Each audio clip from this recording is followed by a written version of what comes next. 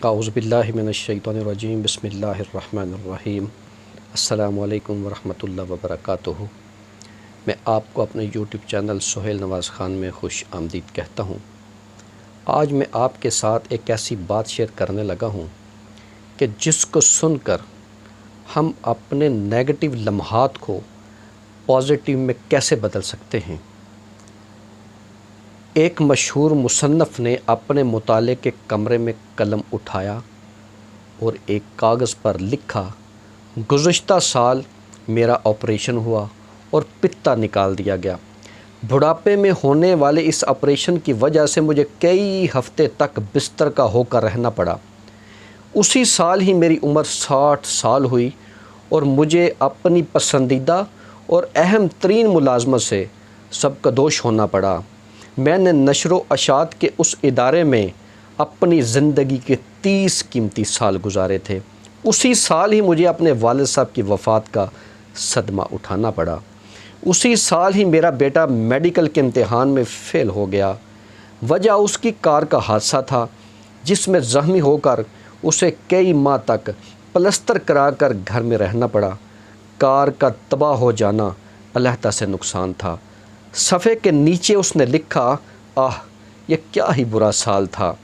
مصنف کی بیوی کمرے میں داخل ہوئی تو دیکھا کہ اس کا خاوند غم زدہ چہرے کے ساتھ خاموش بیٹھا خلاؤں کو گھور رہا تھا۔ اس نے خاوند کی پشت کے پیچھے کھڑے کھڑے ہی کاغذ پر یہ سب کچھ لکھا دیکھ لیا۔ خاوند کو اس کے حال پر چھوڑ کر خاموشی سے باہر نکل گئی۔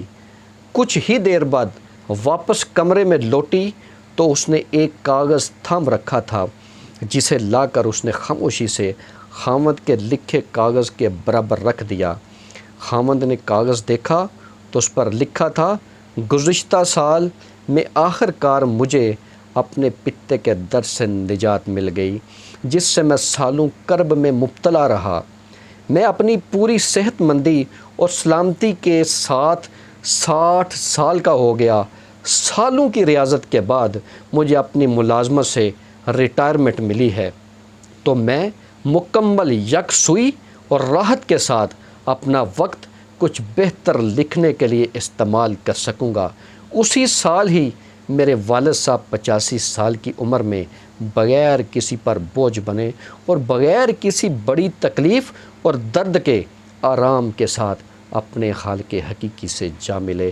اسی سال اللہ تعالیٰ نے میرے بیٹے کو ایک نئی زندگی عطا فرما دی اور ایسے حادثے میں جس میں فولادی کار تباہ ہو گئی تھی مگر میرا بیٹا کسی معذوری سے بچ کر زندہ و سلامت رہا۔ آخر میں مصنف کی بیوی نے یہ فقرہ لکھ کر تحریر مکمل کر دی تھی کہ واہ ایسا سال جسے اللہ نے رحمت بنا کر بھیجا اور بخیر و عافیت گزارا۔ بالکل اسی طرح اگر جو کچھ ہو گزرا ہے اسے اس نقطہ نظر سے دیکھا جائے جو اس کے برعکس ہوتا تو ہم اللہ تعالیٰ کی نعمتوں پر شاکر بن جائیں گے۔